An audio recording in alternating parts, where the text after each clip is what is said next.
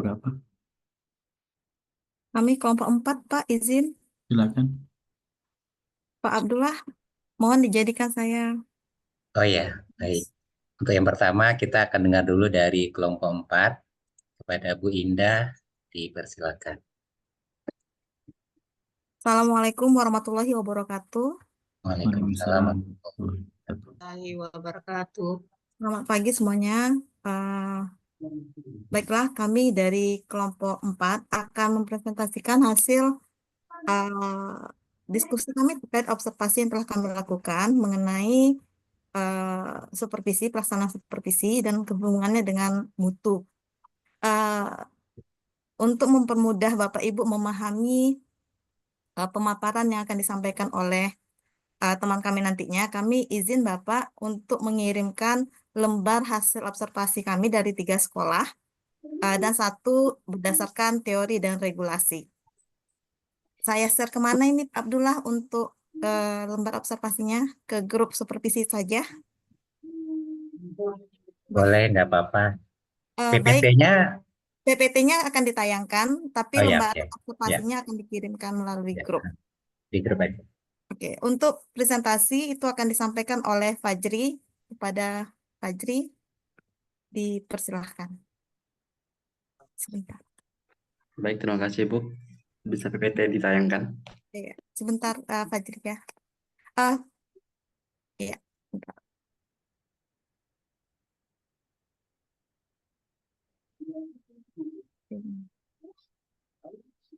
Oke, apa sudah terlihat? Apakah sudah terlihat Belum. PPT? Oh, sudah. Sudah. Sebentar saya slideshow. Sudah.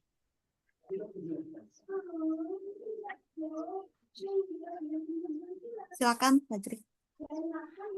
Baik, Assalamualaikum warahmatullahi wabarakatuh. Waalaikumsalam.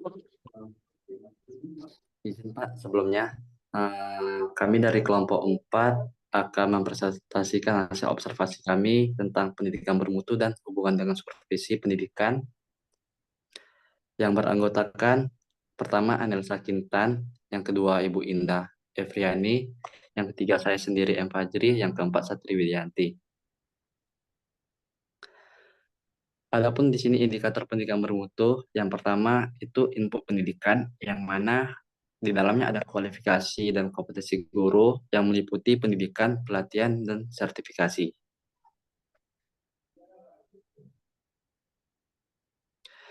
Keadaan yang seharusnya.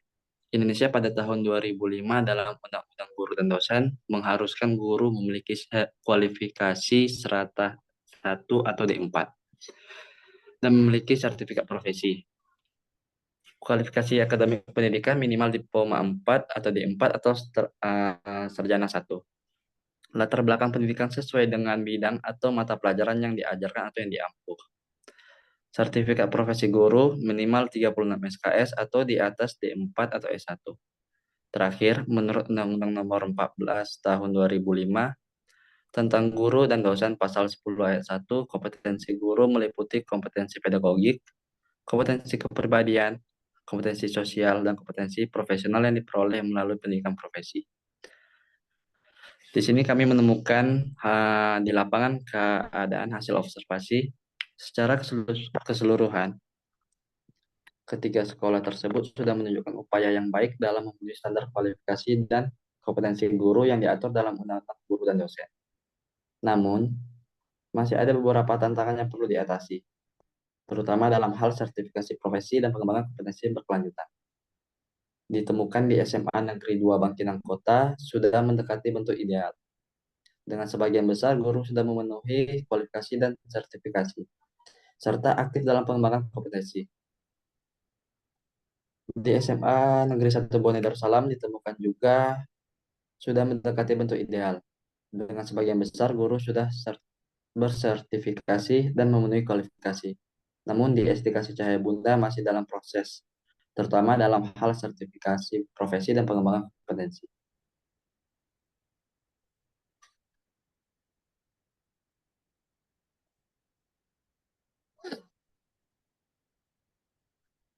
Selanjutnya, ketersediaan sarana dan prasarana. meliputi kelas, laboratorium, perpustakaan, dan teknologi. Keadaan yang seharusnya, pertama, sarana pendidikan adalah peralatan dan perlengkapan yang secara langsung dipergunakan untuk menunjang proses pendidikan, khususnya proses pembelajaran mengajar seperti bangunan, ruang kelas, meja kursi, serta alat-alat media pengajaran. Sedangkan pengertian prasarana secara etimologi atau secara kata, prasarana berarti alat tidak langsung untuk mencapai tujuan. Dalam pendidikan, misalnya lokasi atau tempat, bangunan sekolah, lapangan olahraga, uang, dan sebagainya.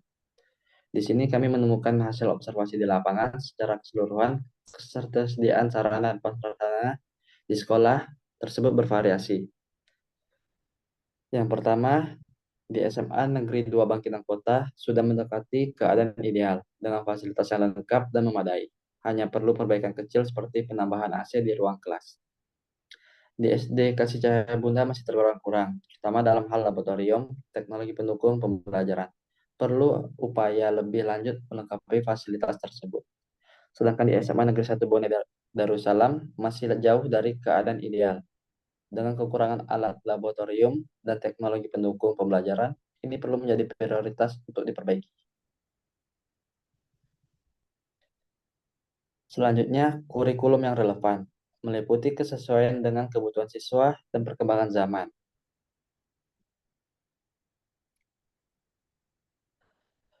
Keadaan yang seharusnya, pertama, kurikulum yang baik harus selalu relevan dengan kebutuhan siswa serta perkembangan zaman agar mampu membekali mereka dengan keterampilan yang diperlukan di dunia nyata. Kurikulum yang relevan harus dinamis, adaptif, dan inovatif agar mampu mencetak generasi yang siap menghadapi tantangan masa depan. Di sini kami menemui keadaan hasil observasi di lapangan secara keseluruhan. Ketiga sekolah tersebut sudah menunjukkan upaya baik dalam menerapkan kurikulum yang relevan. SMA Negeri 2 Bangkinang Kota dan SMA Negeri 1 Darussalam sudah mendekati bentuk ideal dengan kurikulum yang dinamis, adaptif, dan inovatif. Kedua sekolah ini juga menunjukkan komitmen untuk berintegrasikan teknologi dan menyesuaikan kurikulum dengan kebutuhan siswa. Di SD Kasih Cahaya Bunda sudah melakukan upaya baik dengan menerapkan kurikulum merdeka, tetapi perlu memastikan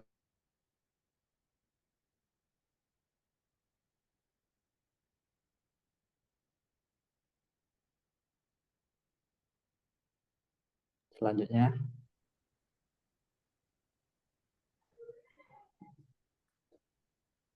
Yang ketiga, yang selanjutnya yang keempat, kualitas siswa yang masuk, kemampuan awal, motivasi belajar.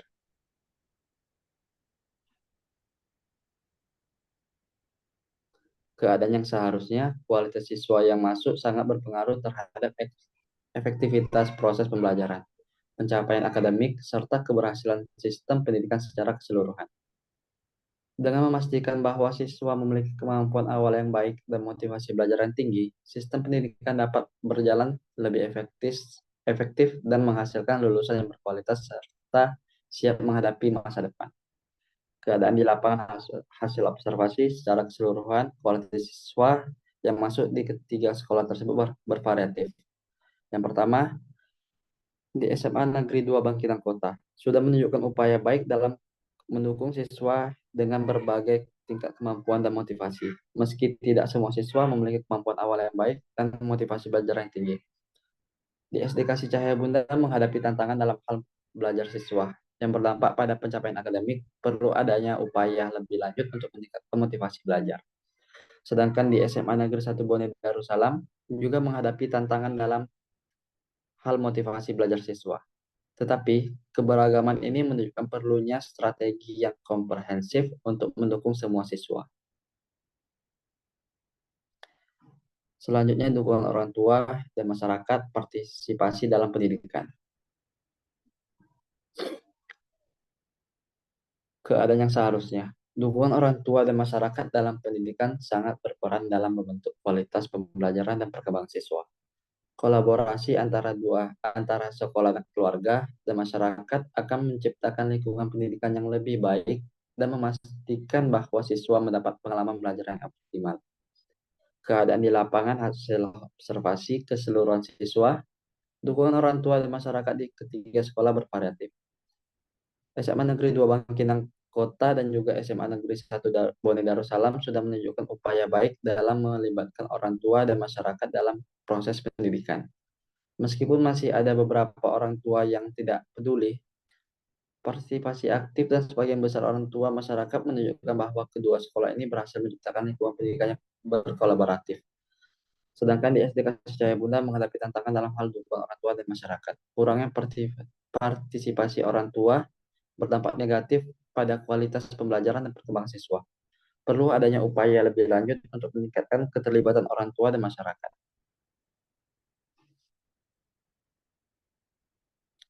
Yang kedua, proses pendidikan. Pertama, ada penerapan strategi.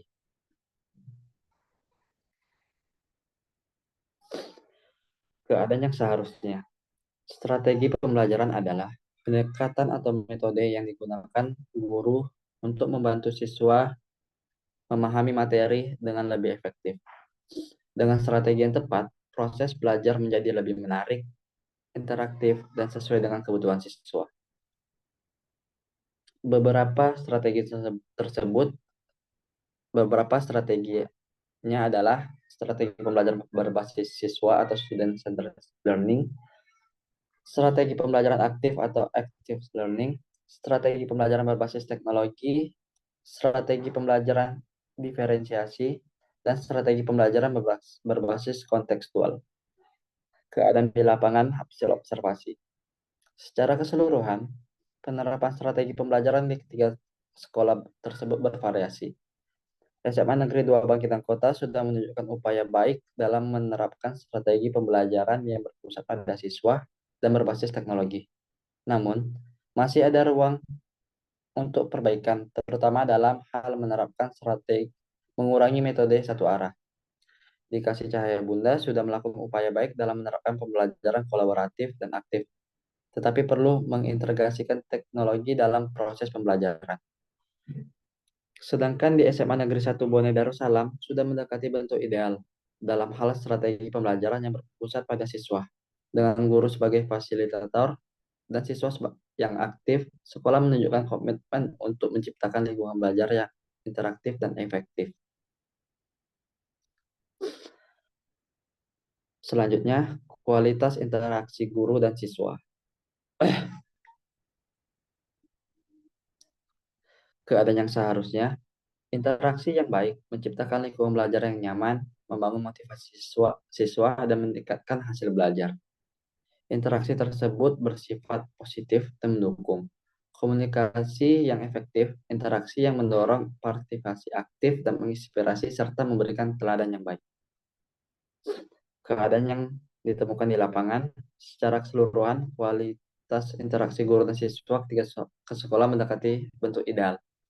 SMA Negeri 2 Bangkinang Kota, Kasih Cahaya Bunda, dan SMA Negeri 1 Bone Darussalam sudah menunjukkan upaya baik dalam menciptakan interaksi yang positif, mendukung antara guru dan siswa dengan komunikasi yang efektif, umpan balik konstruktif, dan motivasi yang tinggi. Ketiga sekolah ini berhasil menciptakan lingkungan belajar yang nyaman dan mendukung. Yang ketiga, implementasi penilaian yang autentik.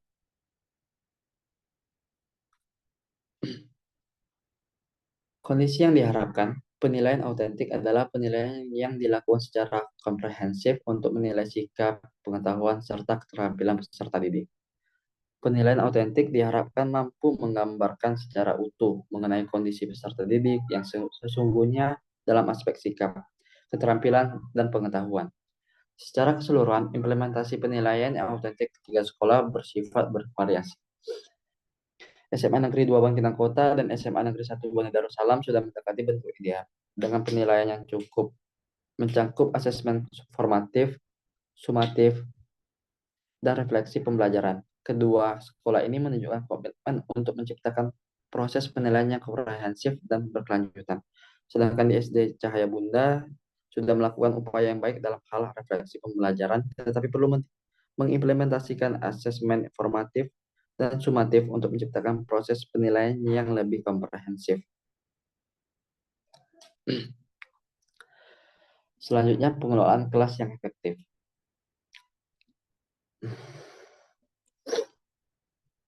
Keadaan yang seharusnya, pengelolaan kelas yang efektif adalah proses menciptakan lingkungan belajar yang kondusif, di mana siswa dapat belajar dengan optimal dan guru dapat mengajar dengan baik. Dengan aturan yang jelas, keterlibatan siswa yang tinggi, manajemen waktu yang baik, serta hubungan positif antara guru dan siswa, pembelajaran dapat berjalan lebih lancar dan memberikan hasil yang optimal. Keadaan di lapangan observasi, secara keseluruhan, pengelolaan kelas yang efektif di ketiga sekolah tersebut bervariasi.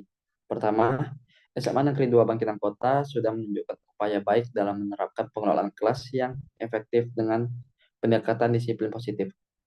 Sekolah ini berusaha menciptakan lingkungan belajar yang kondusif dan mendukung. SD Kasih Cahaya Bunda menghadapi tantangan dalam hal pengelolaan kelas yang efektif. Permasalahan yang terjadi di kelas menunjukkan bahwa perlu adanya upaya yang lebih lanjut untuk menciptakan lingkungan yang belajar yang kondusif dan mendukung. SMA Negeri 1 Bone Darussalam sudah menunjukkan upaya yang baik dalam menciptakan lingkungan belajar yang kondusif, tetapi kedisiplinan siswa yang masih kurang menunjukkan perlu bahwa adanya upaya lebih lanjut untuk meningkatkan disiplin positif dan manajemen kelas. Selanjutnya, penggunaan sumber belajar yang beragam.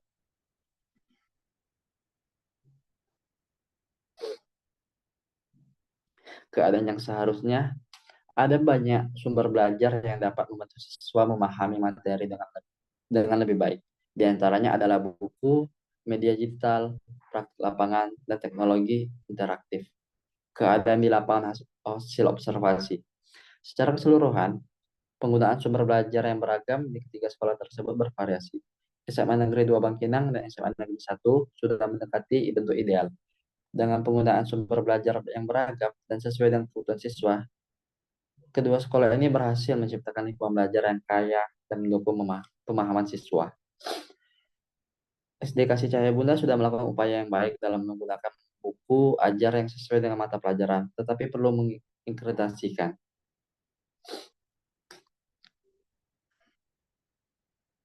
Yang ketiga, output dan outcome pendidikan. Yang pertama, hasil belajar siswa. Kondisi yang diharapkan. Hasil belajar adalah keterampilan atau kemampuan kognitif, efektif, dan psikomotorik tertentu yang diperoleh atau dikuasai siswa untuk keikutsertaannya dalam proses belajar mengajar. Hasil belajar dapat diartikan sebagai tingkat keberhasilan siswa dalam mempelajari mata pelajaran di sekolah yang dapat dilihat dari skor yang dicapai dari hasil tes pengetahuan. Secara keseluruhan, hasil belajar siswa tiga sekolah bervariatif. Yang pertama, SMA Negeri 2 sudah menunjukkan upaya yang baik dalam mendukung hasil belajar siswa, baik dalam hal nilai akademik maupun pengembangan keterampilan abad 21. Namun, variasi hasil belajar menunjukkan bahwa perlu adanya upaya lebih lanjut untuk memastikan bahwa semua siswa mencapai hasil yang optimal. SD Cahaya Bunda menghadapi tantangan dalam hasil belajar siswa. Banyak siswa yang harus remedial menunjukkan bahwa perlu adanya upaya lebih lanjut untuk meningkatkan kualitas pembelajaran dan dukungan terhadap siswa. SMA Negeri 1 Bone Darussalam sudah mendekati bentuk ideal dalam hal belajar siswa. Dengan hasil belajar yang baik dan memenuhi standarisasi, sekolah ini menunjukkan komitmen untuk mendukung keberhasilan akademik siswa. Kepuasan siswa dan orang tua.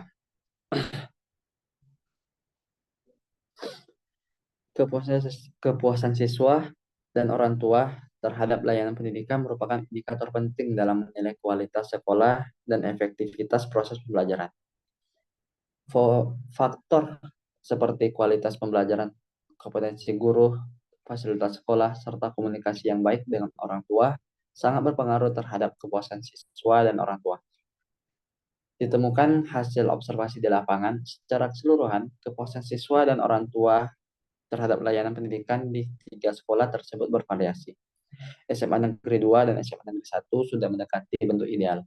Dengan tingkat kemampuan yang baik terhadap layanan pendidikan, kedua sekolah ini berhasil menciptakan lingkungan yang terorganisir dan mendukung. Sedangkan di SD Cahaya Bunda sudah menunjukkan upaya yang baik dalam menciptakan kepuasan Tapi protes menunjukkan bahwa perlu adanya upaya lebih lanjut. Belum, Kak?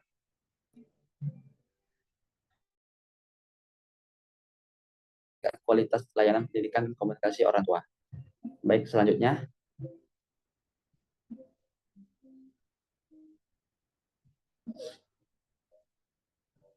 Daya saing lulusan.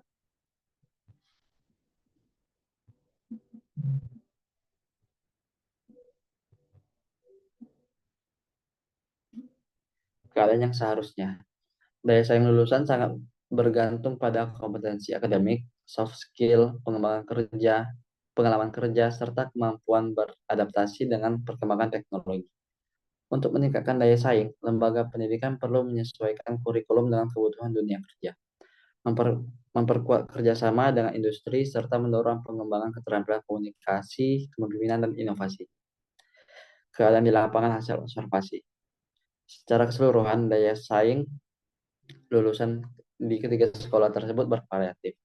SMA Negeri 2 Bangkinang Kota sudah mendekati bentuk ideal, dengan lulusan yang memiliki daya saing tinggi untuk melanjutkan pendidikan dan masuk dunia kerja. SD Kasih Cahaya Bunda sudah menunjukkan upaya yang baik dalam mempersiapkan lulusan untuk melanjutkan pendidikan ke jenjang yang lebih tinggi. Sedangkan di SMA Negeri 1 Bone Darussalam menghadapi tantangan dalam hal daya saing lulusan untuk melanjutkan pendidikan ke jenjang yang lebih tinggi. Banyak siswa yang memilih untuk bekerja setelah tamat menunjukkan bahwa perlu adanya upaya lebih lanjut untuk meningkatkan daya saing lulusan. Yang terakhir, peningkatan karakter dan sikap siswa. Keadaan seharusnya. Peningkatan karakter dan sikap siswa merupakan bagian penting dalam pendidikan untuk membentuk individu yang tidak hanya cerdas secara akademik, tetapi memiliki nilai-nilai moral yang kuat. Dengan pendekatan yang tepat, yang membentuk karakter dan sikap yang baik, yang dapat berkontribusi positif bagi masyarakat. Keadaan di lapangan hasil observasi. Secara keseluruhan, peningkatan karakter siswa di ketiga sekolah bervariasi. SMA Negeri 2 dan SMA Negeri 1 Bone Darussalam menghadapi tantangan dalam hal peningkatan karakter dan sikap siswa. Meskipun presentasi siswa dengan masalah moral relatif kecil di SMA Negeri 2 Bangkinang Kota, hal ini tetap menjadi masalah yang perlu segera diatasi. SMA Negeri 2 Bone Darussalam juga perlu meningkatkan nilai moral, disiplin, dan tanggung jawab siswa.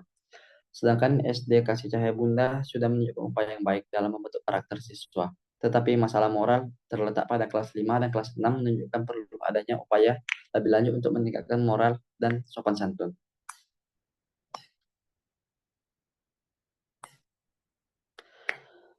Selanjutnya, manajemen supervisi.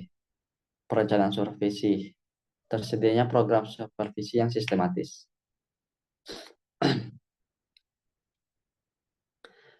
Keadaan yang seharusnya. Supervisi pendidikan adalah suatu proses pembinaan, pengawasan, dan pendampingan terhadap guru serta tenaga pendidik untuk meningkatkan kualitas pembelajaran. Agar efektif, supervisi harus terencana, berbasis hasil observasi, dan berkelanjutan, sehingga dapat memberikan dampak positif bagi peningkatan mutu pendidikan. Keadaan di lapangan, secara keseluruhan, peningkatan karakter dan sikap siswa di ketiga sekolah bervariatif.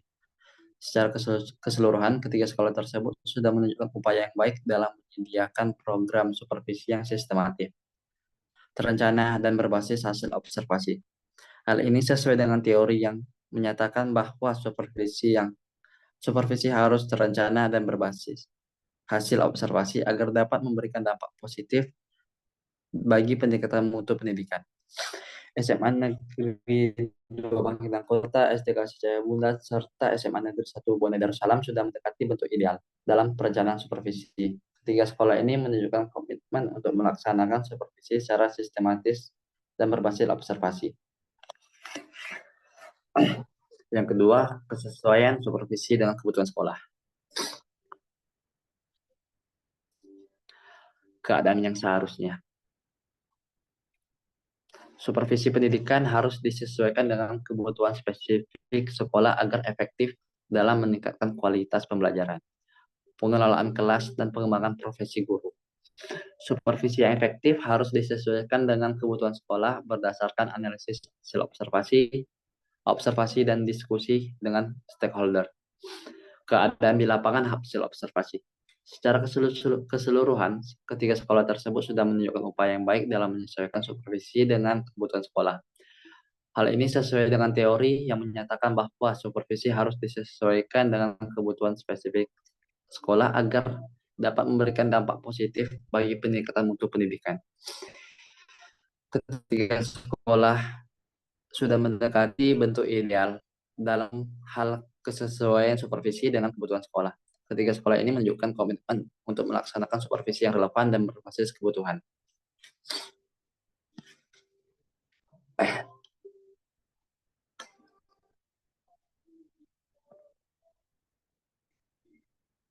Selanjutnya, frekuensi supervisi yang terjadwal.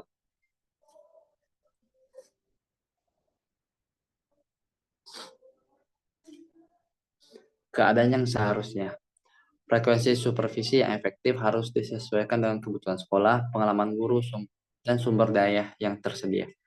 Dengan jadwal supervisi yang terstruktur, sekolah dapat meningkatkan kualitas pembelajaran, kinerja guru, dan hasil belajar siswa secara berkelanjutan.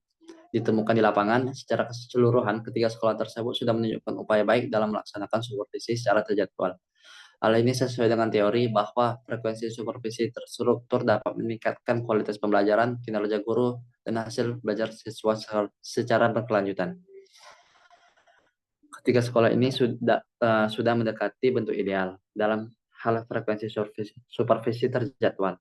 Ketiga sekolah ini menunjukkan komitmen untuk melaksanakan supervisi secara terstruktur dan berkelanjutan.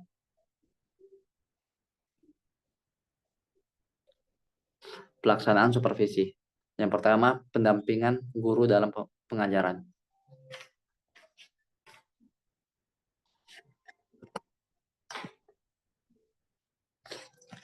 Keadaan yang seharusnya. Pendampingan guru dalam mengajarkan merupakan bagian penting dalam upaya meningkatkan kualitas pembelajaran. Pendampingan ini mencakup observasi kelas, pemberian umpan balik yang konstruktif, serta berbagai strategi pengembangan profesi guru. Keadaan di lapangan, secara keseluruhan, ketiga sekolah tersebut sudah menunjukkan upaya yang baik dalam melaksanakan pendampingan guru melalui observasi kelas dan pemberian umpan balik secara konstruktif. Hal ini sesuai dengan teori yang menyatakan bahwa pendampingan guru merupakan bagian penting dalam upaya meningkatkan kualitas pembelajaran. Di kedua SMA sudah mendekati bentuk ideal dengan pendekatan struktur pemberian umpan balik yang konstruktif. Namun di SD Kasih Cahaya Bunda sudah menunjukkan upaya yang baik dalam melaksanakan observasi kelas, tetapi perlu memastikan bahwa observasi diikuti dengan pemberian umpan balik yang konstruktif. Yang kedua, pemberian pelatihan dan pengembangan profesional.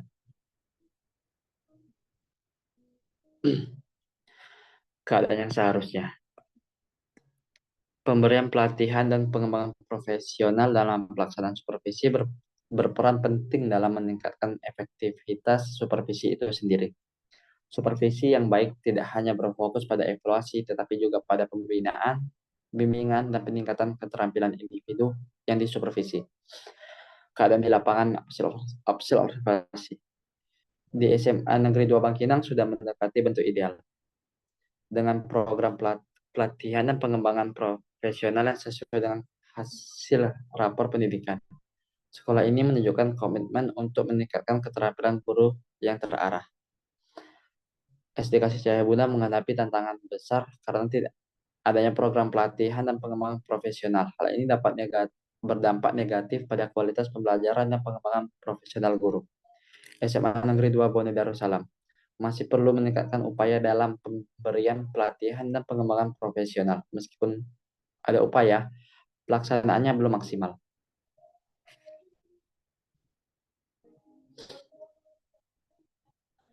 Selanjutnya, peningkatan kompetensi guru melalui supervisi.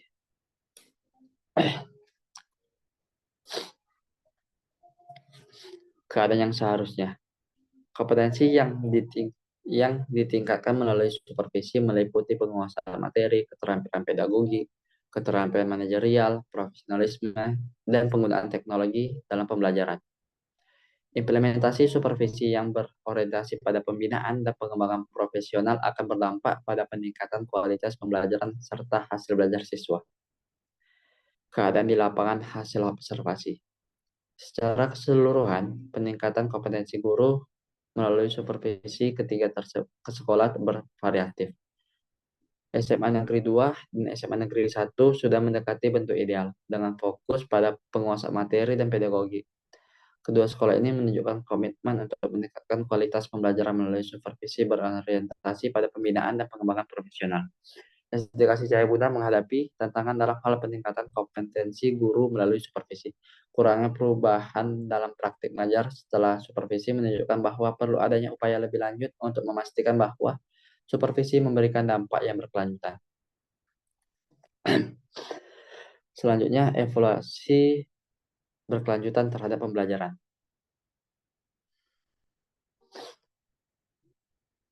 Keadaan yang seharusnya. Evaluasi berkelanjutan terhadap pembelajaran merupakan proses sistematis untuk membantu dan memantau, menilai, dan meningkatkan kualitas pengajaran serta hasil belajar siswa. Dengan supervisi yang dilakukan secara rutin, guru dapat memperoleh wawasan baru, mengembangkan keterampilan mengajar, dan memastikan bahwa proses pembelajaran berjalan secara optimal untuk mencapai hasil belajar yang lebih baik. Keadaan di lapangan hasil observasi.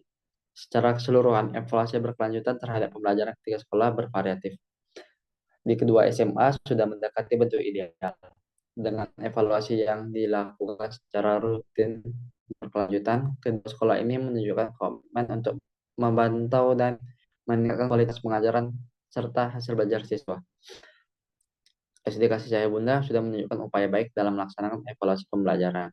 Tetapi frekuensi evaluasi yang hanya dilakukan menjelang ujian menunjukkan bahwa perlu adanya upaya lebih lanjut untuk melakukan evaluasi yang lebih rutin dan berkelanjutan.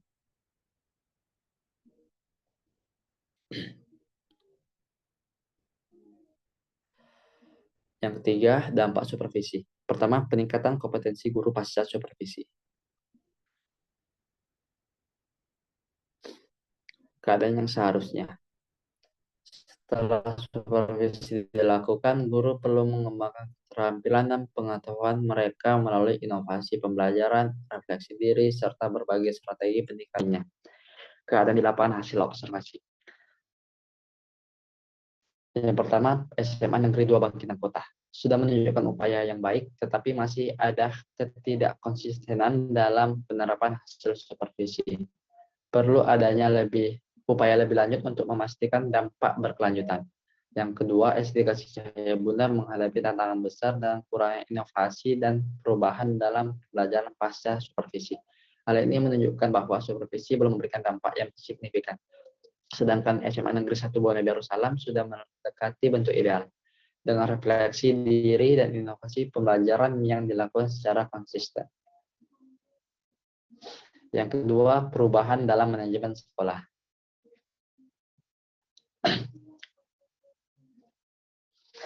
Keadaan yang seharusnya. Supervisi yang efektif dapat mendorong perbaikan dalam sistem administrasi, pengelolaan sumber daya, budaya, kinerja, serta aktivitas pembelajaran di sekolah. Dengan adanya supervisi, maka akan ada peningkatan kualitas pengelolaan pembelajaran, penguatan sistem evaluasi dan monitoring, peningkatan efisiensi administratif, dan pengelolaan sumber daya, dan penguasaan budaya sekolah yang profesional dan kolaboratif. Keadaan di lapangan. Secara keseluruhan, perubahan dalam manajemen sekolah pasca supervisi di ketiga sekolah bervariatif. Yang pertama, SMA Negeri 2 Bangkinang Kota sudah menunjukkan upaya yang baik dalam meningkatkan efektivitas pembelajaran dan menciptakan lingkungan yang kondusif. Namun, perlu adanya upaya lebih lanjut untuk memastikan bahwa supervisi juga berdampak pada perbaikan sistem administrasi. Yang kedua, SD Kasih Cahaya Bunda menghadapi tantangan besar dengan tidak adanya perubahan setelah supervisi. Hal ini menunjukkan bahwa supervisi belum memberikan dampak yang signifikan. SMA Negeri 1 sudah mendekati bentuk ideal dengan pembelajaran yang efektif dan lingkungan yang kondusif pasca supervisi. Yang ketiga, meningkatnya motivasi dan kinerja guru.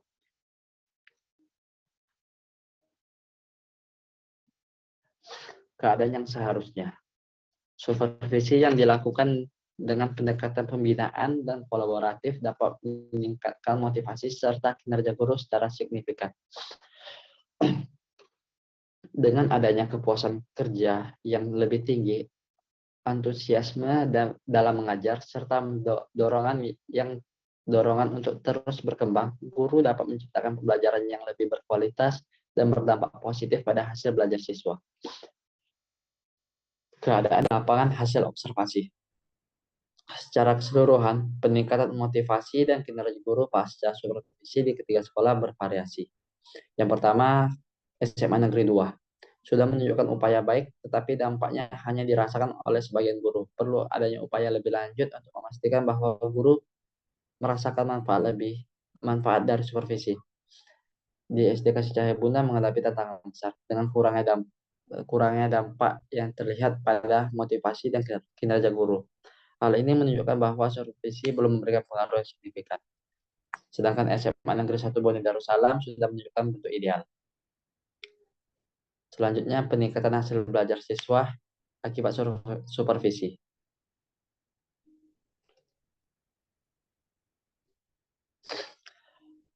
Keadaan yang seharusnya. Supervisi akademik berperan penting dalam meningkatkan kualitas pengajaran guru yang pada akhirnya berdampak pada hasil belajar siswa. Supervisi yang dilakukan secara efektif membantu guru mengidentifikasi kekuatan dan kelemahan dalam pembelajaran serta menerapkan strategi yang sesuai dengan kebutuhan siswa. Hasil observasi. Secara keseluruhan, peningkatan hasil belajar siswa akibat supervisi ketiga sekolah bervariasi. Di kedua SMA sudah mendekati bentuk ideal.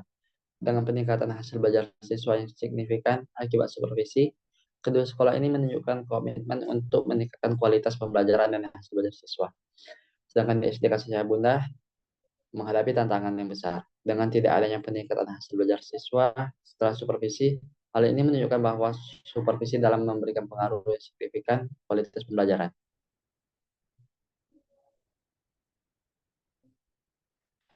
Selanjutnya, hubungan supervisi pendidikan dengan mutu pendidikan bermutu. Yang pertama, supervisi yang efektif meningkatkan kompetensi guru yang berpengaruh pada kualitas pembelajaran dan hasil belajar siswa.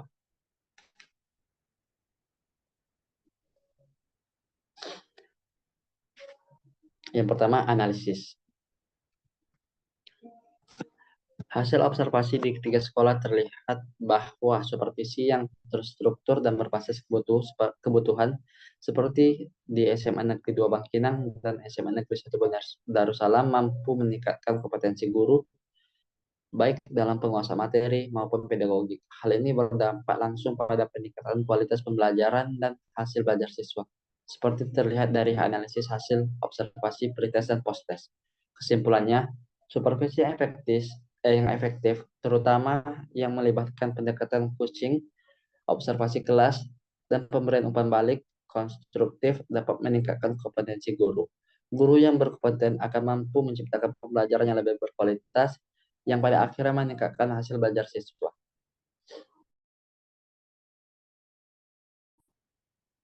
Yang kedua, frekuensi dan kualitas supervisi berdampak langsung pada kepatuhan guru dalam menerapkan standar pembelajaran.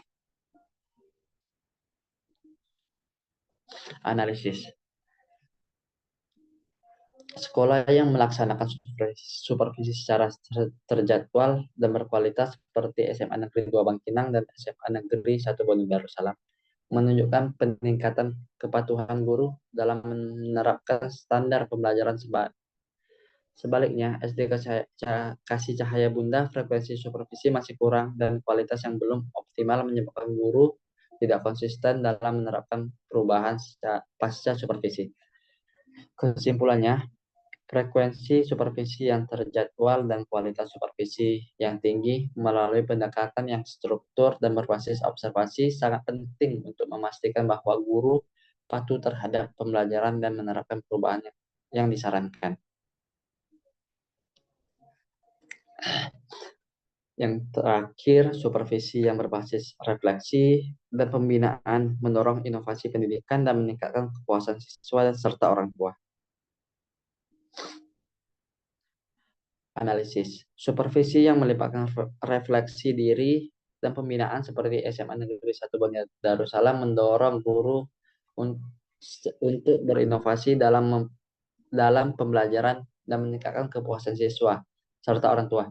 Di sisi lain, SD Kasih Cahaya Bunda kurangnya refleksi dan tindak lanjut pasca supervisi menyebabkan tidak adanya perubahan signifikan pembelajaran dan kepuasan stakeholder.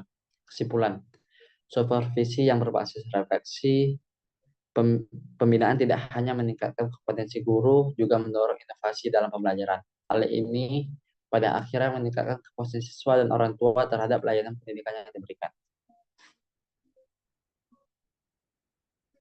Sekian hasil observasi kami, saya serahkan dan kembalikan ke Kak Indah. Terima kasih Fajri. Mohon maaf Bapak Ibu, mungkin presentasinya panjang. Kita kembalikan lagi kepada Pak Jaya. Silahkan Pak. Baik, terima kasih.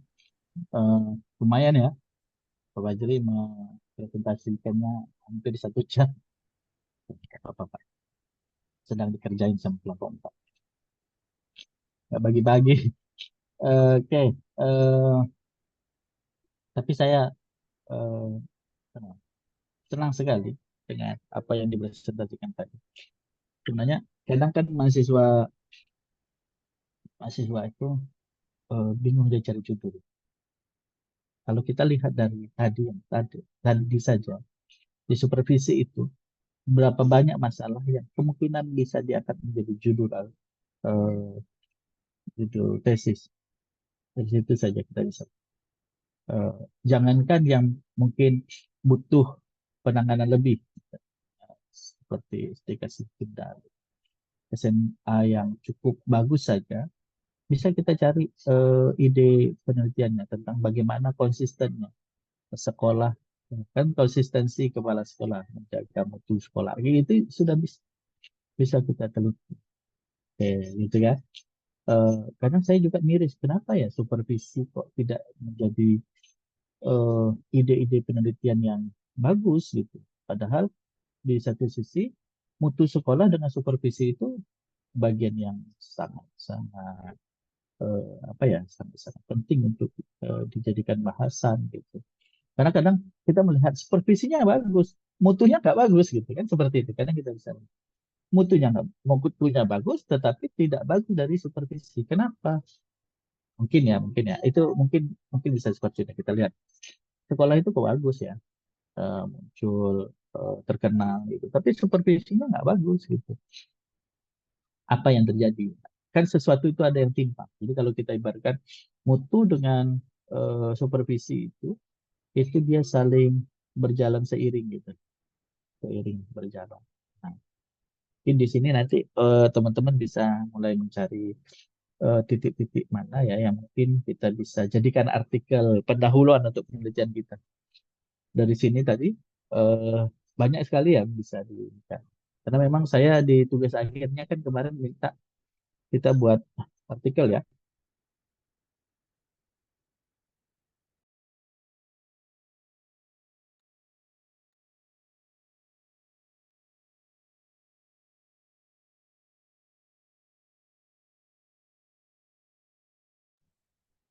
Jadi di akhir dari materi ini saya minta teman-teman punya proyek membuat artikel. Maka kemudian dan ini bisa jadi eh, bagian dari hasil observasi kita ini kita jadikan artikel tentang supervisi. Terus ya saya mau tanya ini ada pertemuan keberapa ya? Keempat ya? Atau kelima? Keempat ya? Oke, baik. Cukup waktu ini. Eh, apa nama kembali lagi ya? Jadi mungkin kadang saya juga mikir gitu, apa jangan-jangan mahasiswa merasa terbeban ya setiap kali kuliah ada tugas artikel. Jadi ya misalnya gitu kan, Kan berat juga itu buat artikel, meskipun namanya sedikit cuman jumlah katanya artikel gitu ya. Tapi berat sebenarnya mengerjakan gitu. Eh, Kenapa begitu? Saya pun dari dulu berpikir, oh, kenapa ya berat? Ternyata kita justru banyak belajar justru ketika membuat produk. Teman-teman merasa waktu S1 misalnya kan, kuliah. Yang terasa benar-benar kuliah itu bukan saat kita belajar di kelas, tapi kita membuat tugas akhir skripsi. Itu banyak dramanya tuh. Dramanya males gitu kan, dramanya ketemu pembimbing gitu, menguji resiliensi ya, resiliensi mahasiswa ketemu pembimbing itu kan memang butuh besar gitu. Ada pembimbingnya satu di utara, yang satu lagi pemahamannya ke selatan, nggak sinkron, itu juga butuh resiliensi. Ah, justru justru itu yang menurut saya bisa membuat kita belajar, membuat karya. Tapi kan nggak mungkin saya suruh teman-teman membuat tesis untuk mata kuliah ini. Makanya yang sederhana itu adalah artikel. Saya sudah bantu lewat kita mengidentifikasi masalahnya sekarang. Identifikasi masalahnya, lalu kemudian nanti kita cari judul yang tepat. Tuh. Nanti ini apanya filenya ini coba dikirim ke saya ya. Ini dari kirim ya tadi. Nanti coba saya akan coba otak-atik beberapa judul yang mungkin bisa muncul dari sini. Tapi mungkin tidak hari ini. Mungkin pertemuan ke-6 ya. Ke-6 kita sudah munculkan, tapi silakan nanti diambil. Itu. Semuanya nanti pertemuan ke. Ini kan kita paling hari ini bisa 2 kelompok kita presentasi. Nah, nanti yang lain yang misalnya sudah belum selesai juga, misalnya belum presentasi juga, bisa juga dikirim ke saya. Apa apa namanya? Hasil observasi.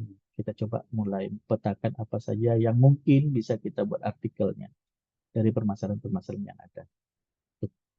Ya, Baik, Pak.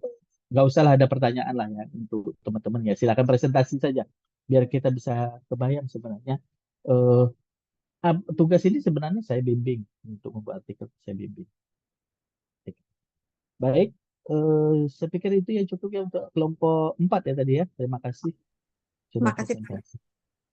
Kita lanjutkan kelompok berapa lagi? Ya, selanjutnya kita ke kelompok 5 ya, Pak Herman. Ya, silakan. Ya, silakan share screen-nya atau saya bantu.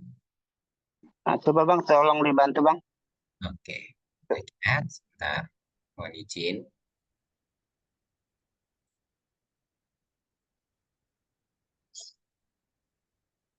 Mohon maaf, sudah terlihat Bapak Ibu? Sudah Bang. Ya, Cuma Pak. bisa di full screen Bang. Oke.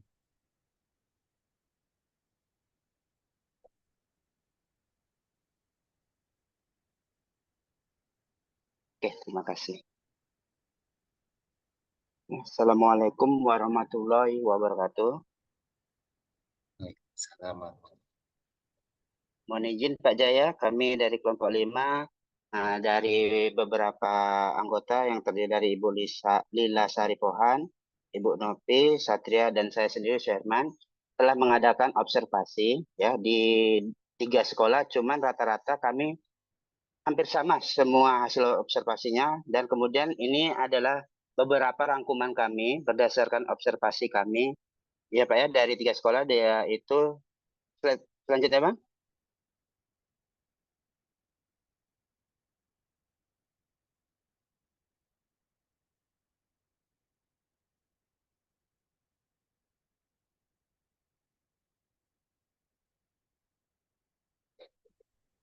Tadi co-host ya, kalau saya mati, khawatir mati.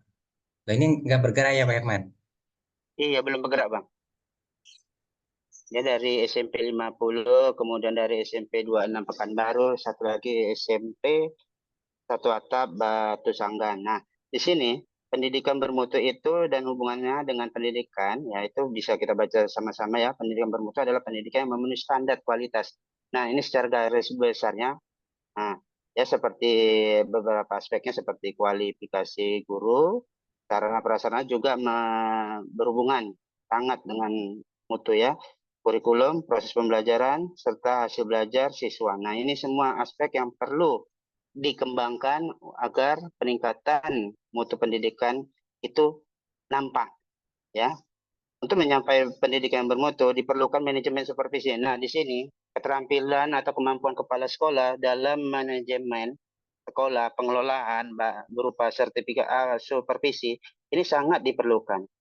Nah, beberapa sekolah yang kami observasi, ada beberapa kepala sekolah itu yang menyerahkan tugas kepada guru, namun tidak diarahkan apa sih tujuan supervisi ini yang sesuai dengan visi dan misi sekolah. Hanya ibu bapak silakan supervisi, tapi tidak mengarahkan bagaimana hasil supervisi ini mencapai ya visi dan misi sekolah masing-masing. Tidak ada. Nah, disinilah manajemen kepala sekolah diperlukan. Ya, Bang, next Bang, lanjut Bang.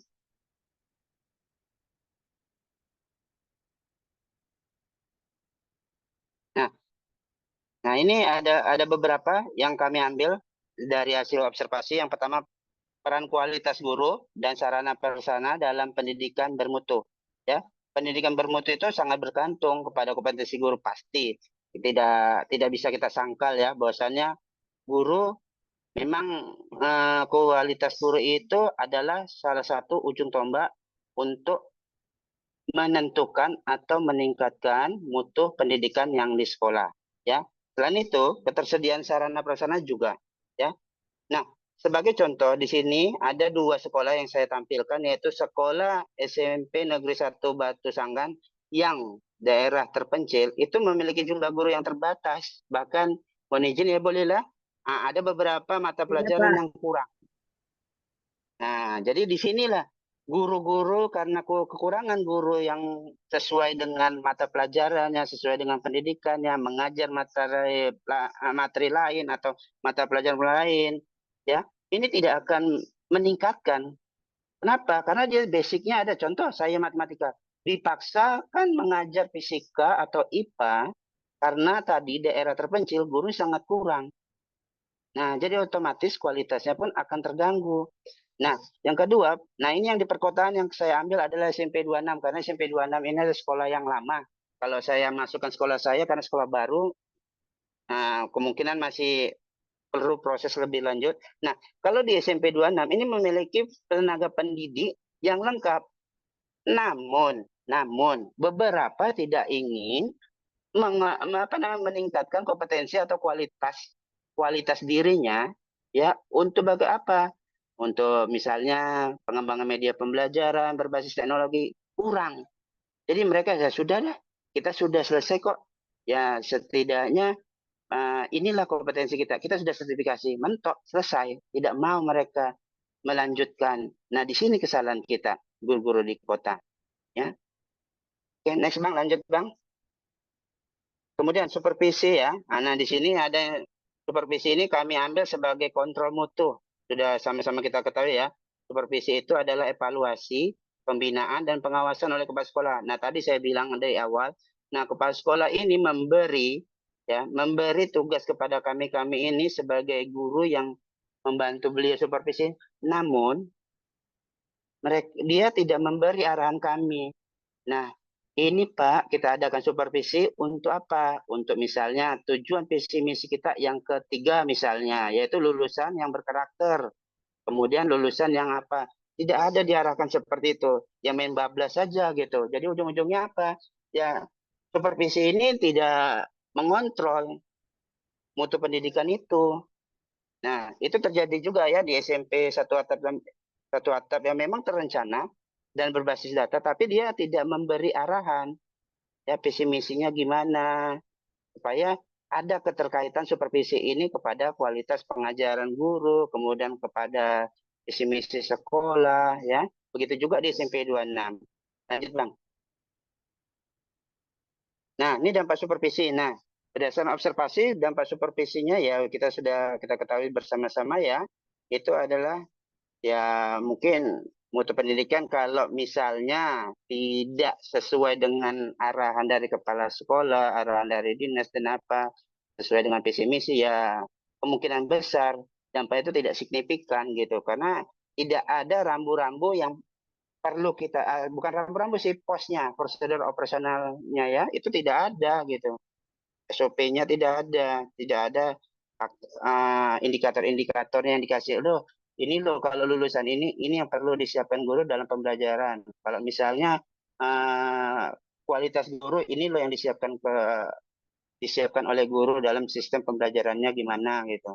Nah, tidak ada. Jadi makanya kurang signifikan mutu pendidikan walaupun supervisi itu terencana, sistematis, dan ya bisa jadi efektif. Tapi karena tidak ada arahan, tidak ada SOP-nya, maka kurang signifikan. Oke, lanjut Bang. Nah, ini hasil belajar. Nah, dan kepuasan siswa. Ini sama juga seperti itu tadi, ya kan? Jadi ujung-ujungnya, supervisi ini adalah yang menakutkan bagi guru. Nah, guru akan menyediakan alat peraga, tapi kadang alat peraganya atau media pembelajarannya tidak sesuai dengan materi yang diajarkan. Sehingga apa? Yang diinginkan oleh pemerintah berdasarkan silabus dan KD adalah A misalnya. Tetapi karena ketakutan guru dalam supervisi, ujung-ujungnya alat peraga itu tidak sesuai. Ya, jadi hasil belajar siswa pun ya tidak bakalan maksimal gitu, tidak mencakupi ke minat belajar siswa, tidak membuat keaktifan siswa lebih baik, ya. Nah, itulah mutu pendidikannya yang apabila supervisi itu kita jadi ketakutan tersendiri. Oke, lanjut Bang. Nah, ini tantangan. Nah, ada beberapa tantangan yang berdasarkan supervisi itu, ya. Yang pertama, yang frekuensi supervisinya masih rendah, artinya apa? Hanya 1 tahun sekali, bahkan 2 tahun sekali. Nah, namanya supervisi wajibnya itu ya misalnya 3 bulan sekali gitu lebih bagusnya. Karena dalam 1 bulan kita supervisi itu akan ada represi, kemudian tindak lanjut, baru kita lakukan supervisi ulang, ya. Nanti dampaknya apa? Tindak lanjut, refleksi lagi, tindak lanjut, supervisi lagi. Nah, seperti itu lebih bagusnya. Jadi frekuensinya itu masih rendah. Bisa jadi hanya sekali dalam setahun, 2 kali dalam setahun, bahkan 3 kali dalam setahun. Nah, yang kedua itu kurangnya pelatihan bagi guru. Nah, terutama di daerah Ibu Lilasari ya, yang termasuk kategori daerah terpencil. Nah, akses ke program pengembangan profesional itu kurang. Nah, ini berdasarkan hasil observasi kami tadi tentang supervisi. Kemudian supervisi yang belum berkelanjut. Nah, tadi yang saya bilang, ada kemungkinan besar di tempat Ibu Lila atau tempat saya terutama itu hanya sekali dalam setahun. Apa gunanya kalau sekali dalam setahun disupervisi?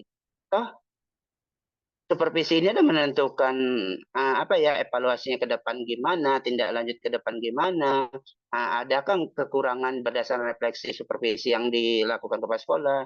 Nah, ini hanya kalau apabila hanya setahun sekali, itu kan nggak berkelanjutan. Ya, tidak ada perubahan-perubahan metode pembelajaran dan yang lain-lain segala macamnya. Nah, yang ketiga, yang keempat itu tingginya beban kerja guru. Nah, ini termasuk salah satu ada yang pernah disampaikan Ibu Nopi. Saya selain mengajar, Pak, ada juga beban kerja saya sebagai bendahara BOS. Nah, saya sebagai kurikulum, saya sendiri pribadi ya, sebagai kurikulum, ada juga operator sekolah. Nah, kalau kita kasih ke mereka, adik-adik itu pada semua tidak mau gitu. Di operator, Pak, saya takut, Pak. Nanti kalau salah data, Pak, saya diserang sama guru senior, sertifikasi nggak cair. Nah, ada ketakutan seperti itu. Jadi guru yang mengajar, ya, yang mengajar memiliki beban kerja itu akan menghasilkan supervisi yang kurang. Kenapa? Fokusnya itu terbagi-bagi, itu. Itulah tantangan yang akan datang yang perlu disiapkan oleh kita sebagai ujung tombak, ya. Ibu pengawas juga ada di sini, Ibu kepala sekolah juga ada di sini, kurikulum juga ada di sini. Nah, itulah pembagian tugas yang dibilang adil, tapi kadang-kadang objektivitasnya belum, transparansinya belum gitu. Nah, semua misalnya, ibu ini enak diajak kerjasama, kita ambillah ibu ini. Kebanyakan rata-rata seperti itu pembagian tugasnya ya. Jadi tantangan yang keempat itu seperti itu. Nah, jadi kesimpulannya yang keenam adalah supervisi pendidikan itu memiliki peran penting dalam memastikan pendidikan yang bermutu, ya. Namun supervisi yang harus dilakukan secara terencana, sistematis, berkelanjutan. Agar apa? Dapat memberi dampak nyata, real impact namanya, terhadap peningkatan kualitas pembelajaran. Nah, pendidikan bermutu itu tidak hanya ditentukan oleh ketersediaan guru, dan sarana prasarana, tapi juga sejauh mana supervisi dapat membantu guru. Nah, bukan menyalahkan guru ya, tapi membantu guru. Nah, kebanyakan sekarang kan menyalahkan guru, mencari kekurangan guru, ya. Kebanyakan supervisi seperti itu. Nah, sebenarnya itu supervisi digunakan dapat membantu guru berkembang, menciptakan lingkungan belajar yang kondusif. Ya, itulah fungsi supervisi. Dan dengan penerapan supervisi yang lebih optimal, mutu pendidikan dapat terus meningkat dan memberi manfaat. Sudah pasti ya, bagi perkembangan peserta didik maupun guru tersebut di lingkungan sekolah. Oke Bang, terakhir tantangan, rekomendasi. Nah, yang terakhir, yang ketujuh, kami rekomendasi berdasarkan hasil observasi kami, yaitu pertama, meningkatkan pelatihan guru secara berkala melalui program supervisi yang lebih intensif. Artinya apa? Kita akan ada coaching terus, kemudian kita sesuaikan kekurangan berdasar refleksi, kita ambilkan. Ibu wajib ikut pelatihan ini. Kenapa? Ibu kurang di dalam penggunaan media pembelajaran. Ibu belum menguasai materi, ibu ikut pelatihan ini. Seperti itu ya, untuk meningkatkan pelatihan gurunya. Kemudian memperbaiki sistem supervisi. Nah, ini sudah pasti. Dari awal kita supervisi ini hanya untuk menakut-nakuti guru, bahkan guru sudah ketakutan sebelum disupervisi. Nah, coba kita rangkul. Boleh dengan mentoring. Tapi kalau mentoring kita akan menjadi role model dulu sebagai supervisornya. Nah, lebih baik ya yang sudah disampaikan oleh kelompok 4 tadi, coaching. Coaching ini adalah menggali potensi dari guru tersebut. Kita rangkul, Bu, apa yang Ibu kembangkan untuk supervisi ini? Jangan kita Ibu harus mengembangkan materi ini dengan menggunakan metode ICT misalnya. Tidak, tapi kita menanyakan beliau, Ibu apa yang bisa Ibu kembangkan media pembelajaran dari materi ini? Seperti itu kalau coaching. Ya. Yang kemudian, yang ketiga, melibatkan orang tua dan masyarakat. Nah, di sini yang sangat pernah saya sampaikan ke komite di SMP 50 bahwasanya saya pengen orang tua dan komite ini memiliki kontribusi dalam peningkatan pembelajaran, peningkatan mutu pembelajaran. Caranya gimana? Setiap supervisi itu akan dihadirkan orang tua atau komite, tetapi jangan mencari keburukan sekolah. Kita akan bersharing berdasarkan kebutuhan orang tua ini bagaimana pembelajaran yang baik. Bukan menjatuhkan sekolah. Tapi ternyata setelah 2 kali, 3 kali saya coba, itu orang tua tetap hasil supervisi itu menjustice guru itu bodoh. Guru itu tidak bisa mengajar. Jadi ujung-ujungnya saya tidak mau melibatkan lagi. Tapi itu sebenarnya wajib. Ya, wajib. Tapi kalau bisa orang tua ini yang mengerti dunia pendidikan. Nah, salah saya sendiri juga karena saya melibatkan orang tua, tapi dia orang bukan pendidikan. Nah, jadi ujung-ujungnya guru ini goblok, nggak pandai mengajar, kesalahan. Tapi memang wajib kita harus melibati orang tua. Nah, yang terakhir, menggunakan teknologi sebagai alat bantu supervisi dan peningkatan kompetensi guru. Nah, mungkin itu aja dari kami, kelompok 5.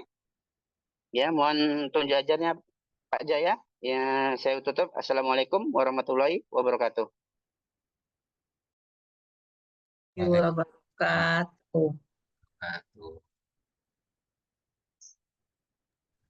Baik, terima kasih kepada Pak Suherman.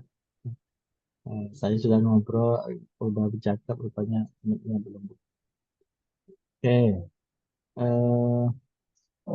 Dulu saya waktu awal-awal mengajar, masukkan komponen kepemimpinan dalam kepemimpinan dan perencanaan atau pengelolaan sekolah dalam komponen supervisi.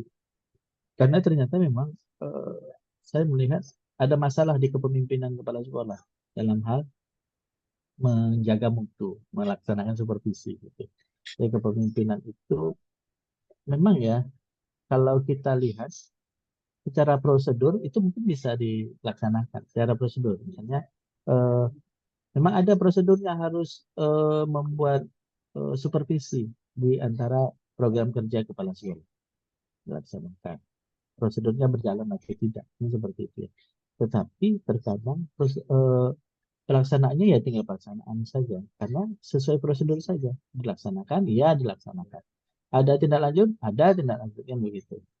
Dan juga supervisi yang 1 tahun sekali itu sebenarnya itu kondisi minimal dan banyak sekolah yang melakukan itu gitu, kondisinya. Karena eh, biasanya sesuai dengan kebutuhan, bukan kebutuhan, kesempatan. Mungkin mungkin itu ya, kebutuhan, kesempatan, atau memang eh, pengetahuan itu sendiri gitu. Jadi eh, kepemimpinan sekolah itu ternyata memang terkadang memang eh, lebih kepada diberi gimana ya maksudnya? Saya takut salah ngomong. Kepemimpinan itu lebih kepada penunjukan, bukan kepada memang kompetensi yang muncul. Itu beda ya. Ada orang yang muncul kepemimpinan, walaupun dia tanpa harus duduk di posisi pemimpin, dia itu sebenarnya pemimpinnya. Nah, seperti itu kira-kira ya. Eh, Memang ketika kompetensi kepemimpinannya muncul eh, dan dia didudukkan di pas dengan kedudukan sebagai pemimpin atau kepala sekolah, maka prosedur ini itu akan menjadi hasil yang bagus. Tapi ketika kemudian kompetensinya tidak ada di situ, lalu kemudian didudukkan di posisi sebagai kepala sekolah, maka yang ada hanya melaksanakan prosedur-prosedur yang sudah ditetapkan. Ini prosedurnya, tetapkan jadi jalan. Harus ada supervisi, harus supervisi gitu. Tetapi tidak memunculkan sebuah penyelesaian masalah. Dan atau mungkin kepala sekolah tidak tahu kalau itu masalah. Tidak berhasil dia mengidentifikasi masalah sebenarnya dalam hal kepemimpinan. Nah, yang ini yang berat, berat sebenarnya kepala sekolah seperti itu. Tapi ya kita tidak sedang menyalahkan orang. Saya juga tidak menyalahkan orang. Kita hanya ingin mencari di mana ya posisinya. Dan ketika nanti kita menjadi pemimpin, dipastikan kita harus tahu dulu masalahnya di mana. Visi kita jelas. Saya kadang selalu mengejek, bukan mengejek sih, membatin saja dengan visi sekolah yang bagus. Oke, kita punya visi sekolah yang bagus. Kita tidak berharap guru itu menghafal. Jangan-jangan visi itu hanya sekedar visi untuk kebutuhan akreditasi gitu. Nah, gitu. Tidak menjadi visinya kepala sekolah, visinya guru gitu. Misalnya menjadi sekolah yang unggul. Misalnya seperti itu ya, menjadi sekolah yang unggul. Itu hanya visi yang tercatat saja. Tetapi dalam pekerjaannya, dalam kegiatannya itu tidak begitu. Tidak menunjukkan unggul. Misalnya sekolahnya jam belajarnya tidak menunjukkan sesuatu yang unggul. Pembelajarannya tidak unggul gitu. Nah, ini tidak nampak. Jadi visi itu hanya visi yang digantung saja. Digantung di papan-papan. Berat sebenarnya kalau kondisi seperti itu karena kalau berterusan maka sekolah itu pasti akan terus terus mengalami kemunduran. Gitu. Terus mengalami kemunduran. Ya karena itu tadi visinya hanya visi yang digantung saja. Nah, ini peran kepemimpinan yang saya bilang tadi. Tapi saya tidak mau memasukkan komponen kepemimpinan tadi karena memang ada mata kuliah khusus ya kepemimpinan ya. Makanya saya kemarin saya tarik mata kuliah itu dari RPS itu tentang kepemimpinan saya ubahlah nggak usah kepemimpinan. Tapi tetap ada kaitan besar antara supervisi dan kepemimpinan kepala sekolah gitu dan pengelolaan sekolah gitu. Ya kan macam visi misi itu kan pengelolaan sekolah bagaimana visi itu masuk ke dalam visi guru ya kan visi itu bukan kita susun untuk menyusun kata-kata saja kan gitu dirapatkan oh ini Pak tidak tepat Pak kata-katanya sebaiknya kita unggul dan berjaya gitu oh jangan pakai nama Jaya Pak ya saya diminta bayaran sama Pak Jaya gitu. Bukan hanya sekedar itu gitu. Tetapi visi itu dirapatkan untuk memang betul-betul kita ada di sana. Oh saya nggak bisa unggul. Kata-katanya diturunkan sedikit Pak, unggul. Misalnya berkembang atau baik sekali saja lah Pak. Kalau saya sampai unggul gitu. Seperti itu. Jadi itu memang disesuaikan dengan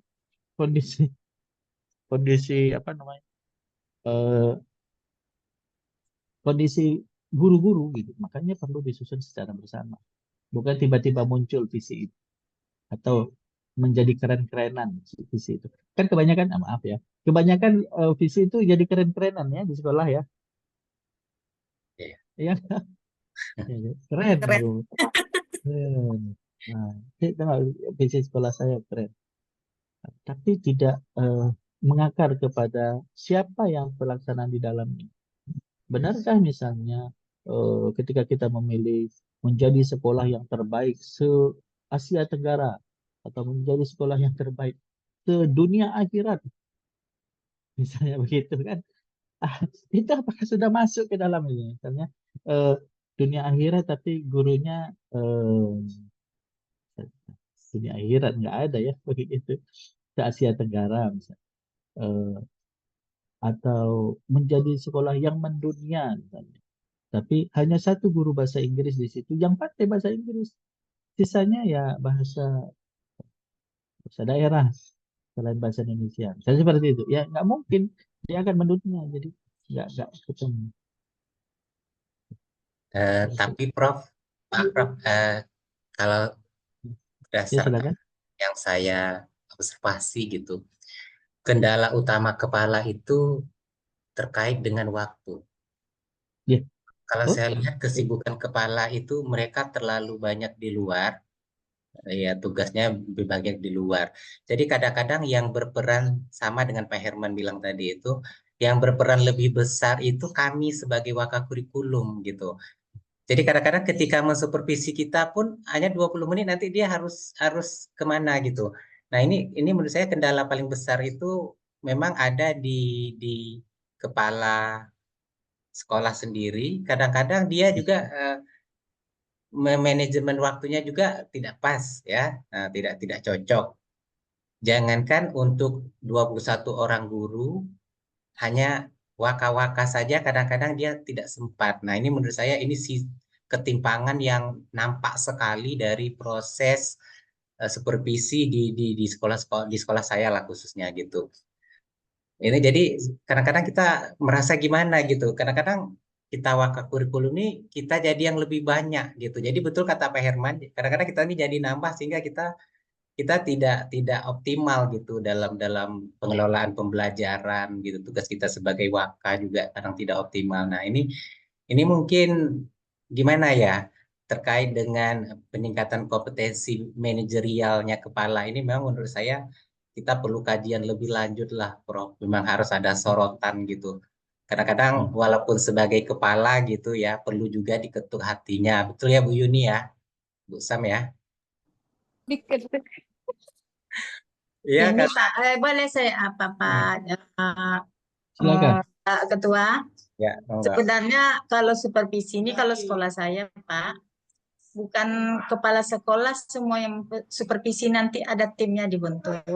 Jadi misalnya 23 guru, kami kan 23, saya paling-paling hanya 5 atau 6. Jadi yang selain itu timnya tuh ada 5 orang kami timnya.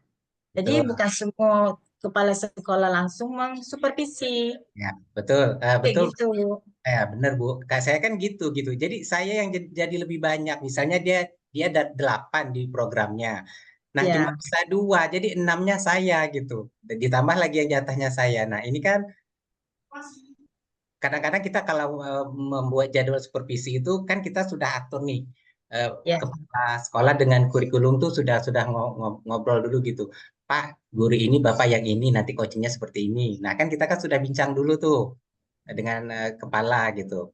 Nah, tapi kadang-kadang yang itu sehingga kadang-kadang tidak jalan gitu. Itu yang saya rasakan. Jadi betul kata Pak Herman tadi tidak signifikan ada peningkatan gitu. Dan saya setuju dengan kelompok Bu Indah tadi dia bilang tidak continue. Malah sekolah Bu Indah saja yang notabene sekolah keren masih mengatakan ada ketidakberlanjutan dari hasil evaluasi. Nah, ini sebetulnya menarik loh, Prof. Ini ya karena memang peningkatan sekolah itu akan tampak dari supervisi itu sendiri karena dengan adanya 3 supervisi itu kemarin kita akan bisa merasakan gitu bagaimana eh, sebaiknya sekolah kita ke depan gitu. Baik, terima kasih. Silakan, Prof. Baik, oke. Putus-putus ya. Saya yang putus-putus atau gimana? Saya Suara sepertinya. Bapak putus-putus. Ya, sinyal Tanya, saya Prof. sepertinya Sama Prof, putus-putus. biasa gitu Prof. Ya, nggak apa-apa lah. Kalau sama-sama ya sudah. Putus-putus. Jadi betul ya Pak, ya, sebenarnya karena sistem di sekolah kita itu memang tidak diam. Kepemimpinan itu lebih terkadang lebih sering kepada kepentingan politik kepemimpinan. Ada kepentingan politik.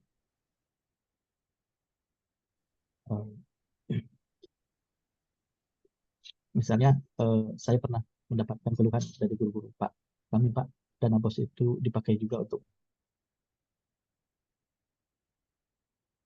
pas spanduk Pak, dan itu tidak ada SPJ.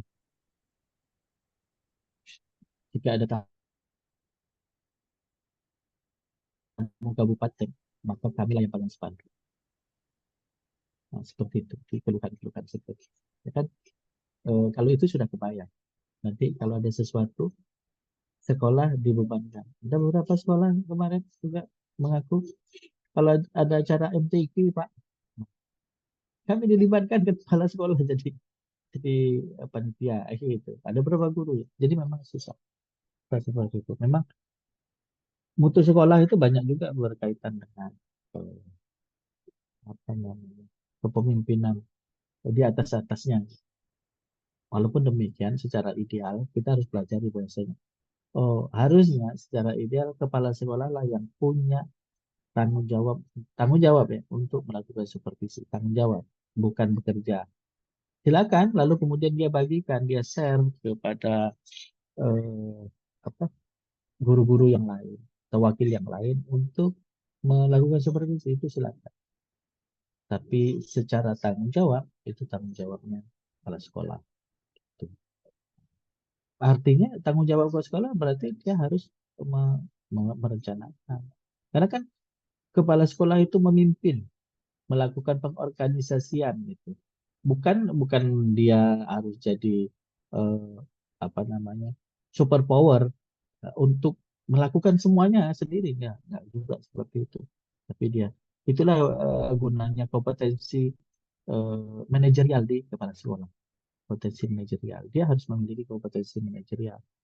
Oh, bisa nggak ya kita misalnya agar kemudian ini lebih transparan, misalnya kepala sekolah membuat sistem digital misalnya untuk melakukan supervisi, digitalisasi supervisi sekolah.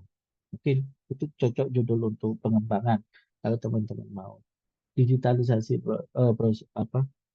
supervisi sekolah untuk peningkatan mutu pembelajaran. Jadi bisa dilihat digitalisasi, terutama yang ada di SMK kayak misalnya komputer ya. Itu bisa dilakukan agar transparansinya nampak gitu. Oh, siapa yang sudah disupervisi, apa peningkatan yang dilakukan itu tercatat.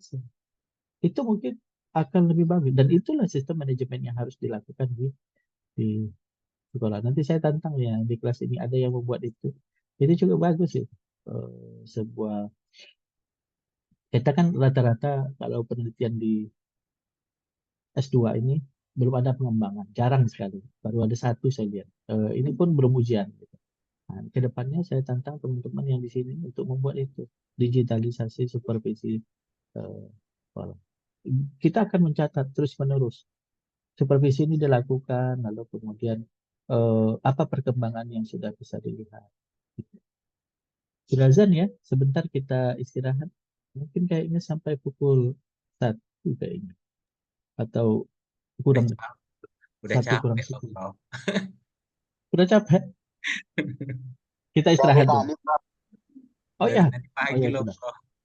Kalau kayak gitu kita Prof. tutup saja langsung ya. Iya, Iya, Boleh, Prof. Prof. Iya, Prof. Setuju. Baik, kita tutup saja. Oke, sama sebenarnya kepentingannya. Saya sama kepentingannya mahasiswa. Mau istirahat. Iya, Prof. Nggak apa-apa. Baik, kita tutup saja ya pertemuan hari ini. Nanti yang semuanya yang sudah melakukan observasi, semuanya itu dikirim filenya. Kalau bisa dalam bentuk ini ya, Word saja. Jadi saya gampang mengcropnya untuk melakukan analisisnya, supaya kita bisa keluarkan beberapa judul dari situ. Gitu ya. Oke, terima kasih. Untuk hari ini kita cukupkan saja. Mudah-mudahan kita bisa ketemu di lain kesempatan. Assalamualaikum warahmatullahi wabarakatuh. Waalaikumsalam warahmatullahi wabarakatuh. Terima kasih, Prof. Buka kamera semua yuk. Buka kamera semua Iya, yuk. ada yang mau difoto kayaknya ya. Iya. Ya, buka kamera semua teman-teman. Bu Lila sudah mulai masak itu. Iya. Ini lagi di warung orang, Pak. Oh, saya pikir itu sudah mulai memasak itu. Saya ambil ya, ke 1, 2, 3. Oke. Ya, terima kasih, Prof. Oke. Ya, Ya, makasih, Assalamualaikum. Prof. Terima kasih, Prof. Waalaikumsalam warahmatullahi wabarakatuh.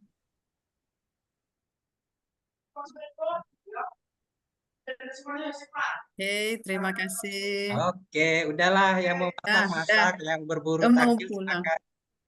Oke, semua. Ya, Assalamualaikum. makasih. Bu Novit. Assalamualaikum, makasih semua. Oh, Bu Nur Karisma baru masuk dia tuh. Enak kali Bu Novit, enak banget ininya dia. Oh, enggak ya dari tadi. Oke. Bu Oke, Sam, oke. Bu Novit itu enak kali duduknya coba. Santai dia. Satu ini. Dicari tempat yang Ini strategis. jagonya Oh. supervisi nih, Bu Sam. Jagonya supervisi. Tapi saya mau belajar ditangguh-tangguh terus. Sama-sama lah, ajak-ajak lah belajarnya Ya, tuh. nanti kita inilah. dulu, Pak. Habis lebaran lah kayaknya biar lebih fokus. Jangan nanti kalau udah habis lebaran susah ini saya. Fokus kue rayo. Oke. Fajri tadi kok nangis kamu, Faj? Mana? Apa, Pak? Mana muka Satu Fajri jam, itu? Pak. Pada tadi nggak nampak mukanya. Iya, dia tampil mukanya tak nampak. Nangis dia 1 jam. Kayaknya berat kali persoalan observasinya. Haus. Iya. Iyalah. Oke lah ya. Ya. Nanti saya Iya, kabarin Pak. ya dengan Prof. Almasdi gimana ya. Oke, Ya. Pak. Ya. Makasih. Jumpa lagi. Assalamualaikum. Maaf. Waalaikumsalam. Terima kasih, Pak Ketua. Salam.